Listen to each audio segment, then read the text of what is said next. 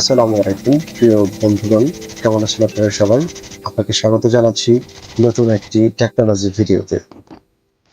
আপনারা এই মুহূর্তে স্ক্রিনে দেখতে পাচ্ছেন যে ভিডিওটি,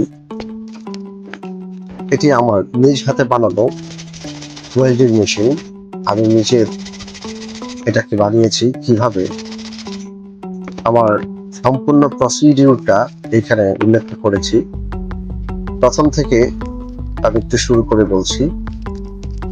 3টা মাইক্রো ওভেনের ট্রান্সফরমার, হিউজ ট্রান্সফরমার আমি নিয়ে এসেছি কিনে।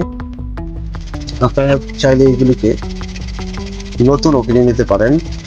যদি আপনাদের কারো এগুলি অ্যাভেলেবেল প্রয়োজন হয়, অর্থাৎ কোথাও যদি খুঁজে না পান, তো সেই ক্ষেত্রে আমাকে আপনারা নক দিতে পারেন। আমি আপনাদেরকে এগুলি সরবরাহ করে দিতে পারবো। প্রাইসটা আমি আপনাদেরকে আমার হোয়াটসঅ্যাপ নম্বরে জানিয়ে দিন। যাই হোক, আমরা এখন শুরু করি ভিডিওটি। 3টা মাইক্রো ওভেনের ট্রান্সফরমার আমি একসাথে করে এগুলিকে সেকেন্ডারি কয়েলটাকে বাদ দিয়ে আমরা এটাকে কেটে নিব। তো ভিডিওতে আপনারা দেখতে পাচ্ছেন সেকেন্ডারি কয়েলটাকে আমি এই মুহূর্তে রিমুভ করেছি। এখন এইগুলির যে কয়েলের ভিতরে অংশটুকু রয়েছে সেইগুলিকে আমি ভিতর থেকে বের করে নেব।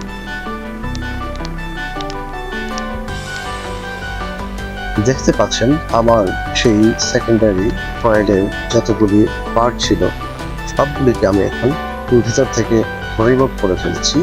এবার এটাকে আমি আমার কয়েলে রূপান্তরিত করব, অর্থাৎ আমার যতটুকু ভোল্টেজ প্রয়োজন আমি সেই কাজগুলি এখন করছি। দেখতে থাকুন স্টেপ বাই স্টেপ আমি কিভাবে আমার কতটুকু ভোল্টেজ প্রয়োজন আমি এখানে কিভাবে করেছি এই ভিডিওতে আপনারা দেখতে পাবেন। একটা কথা মনে রাখবেন, যেটা হচ্ছে অনেকেই হয়তোবা এটা, যারা ইলেকট্রিশিয়ান টেকনিশিয়ান তারা হয়তো এটা সহজে বুঝতে পারবেন, কিন্তু সাধারণ মানুষের পক্ষে একটু বোঝাটা টাফ। যদি না এটাকে আমি ব্যাখ্যা করে আপনাদেরকে বুঝিয়ে বলি। এখানে কিরকম তার নেবেন এবং কতটুকু তারের প্রয়োজন এবং আপনার কতটুকু ভোল্টেজের প্রয়োজন, কয়টা ট্রান্সফরমারে কতটুকু ভোল্টেজ প্রয়োজন, এইগুলি আসলে আপনাদের নলেজ থাকা দরকার এবং থাকতে হবে। আদারওয়াইজ আপনারা এই প্রজেক্টটা কখনোই বানাতে পারবেন না, সম্ভব হবে না। সাধারণ মানুষের পক্ষে এটা অসম্ভব ব্যাপার বলে আমি মনে করি।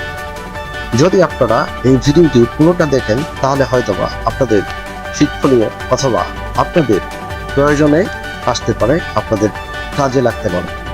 আমি 3টা ট্রান্সফরমারের এক এক করে আমার প্রয়োজন মতো কয়েলগুলিকে পেঁচিয়ে আমি আমার কাঙ্ক্ষিত ভোল্টেজে পৌঁছে গেছি। 3টা ভোল্টেজ মিলে আপনারা দেখতে পাচ্ছেন 24 পয়েন্ট সামথিং হয়েছে, যেটা আমার প্রয়োজন ছিল এবং আমার হয়ে গেছে। অর্থাৎ আমার যেটা কাঙ্ক্ষিত লক্ষ্য ছিল যে ভোল্টেজটা আমি নেব সেটা আমি পেয়ে গেছি। এখন আমার এটা ফিটিং করার পালা।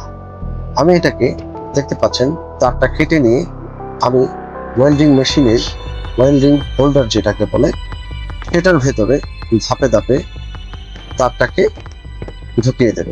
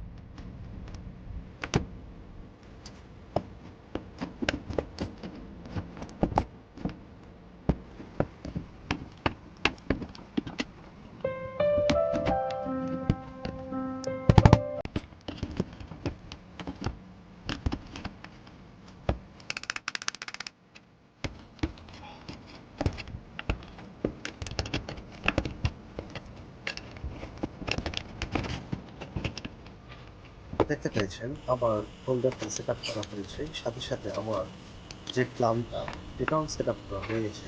এবার আমার টেস্ট করা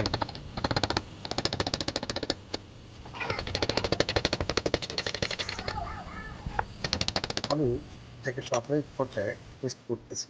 দেখতে পাচ্ছেন আমার কাজ কিন্তু সাকসেস হয়ে গেছে। আমি কিন্তু সাকসেস হয়ে গেছি। এটা নর্মাল অবস্থায় স্পার্ক করছে, অর্থাৎ আমি আমার যে টেবিলে কাজ করছি এই টেবিলটাতে আমি প্রাথমিকভাবে এটাকে একটু টেস্ট করছি। ঠিক আছে কিনা সেটা চেক করার জন্য। এবার আমি ফাইনাল টেস্ট করতে যাচ্ছি। ফাইনাল টেস্ট আমি আপনাদেরকে দেখাচ্ছি। দেখতে পাচ্ছেন এবার আমি ঝালাল করবো।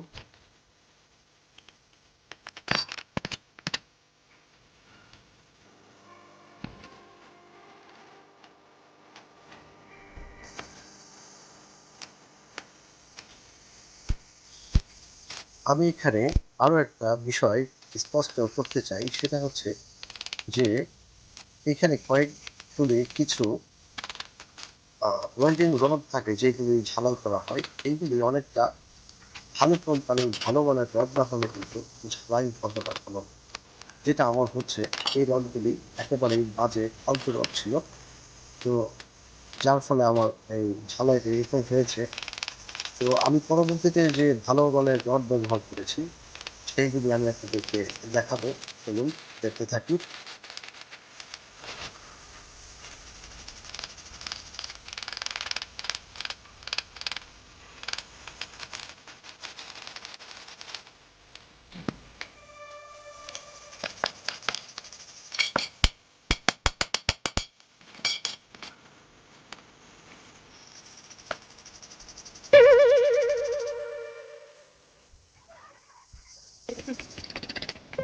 এবারে আমি ফাইনাল টেস্ট পাস করার জন্য পরীক্ষা দিচ্ছি, যেটা আমি পাস করে ফেলেছি অলরেডি। ভিডিওতে আপনারা দেখতে পাচ্ছেন আমি খুব স্মুথলি এবং খুব পারফেক্টলি সুন্দরভাবে একদম প্রফেশনাল একজন ওয়েল্ডারের মতো ঝালাই করতে পারছি। যদিও এর আগে আমার কখনো ঝালাইয়ের এক্সপিরিয়েন্স ছিল না। ফার্স্ট টাইম, লাইফের ফার্স্ট টাইম সাকসেস হয়েছি। ধন্যবাদ আপনাদের সবাইকে। ভিডিওটি যদি ভালো লাগে লাইক কমেন্ট শেয়ার করতে দিন। এরকম ভিডিও দেখতে চাইলে কমেন্ট করতে আমাকে জানান।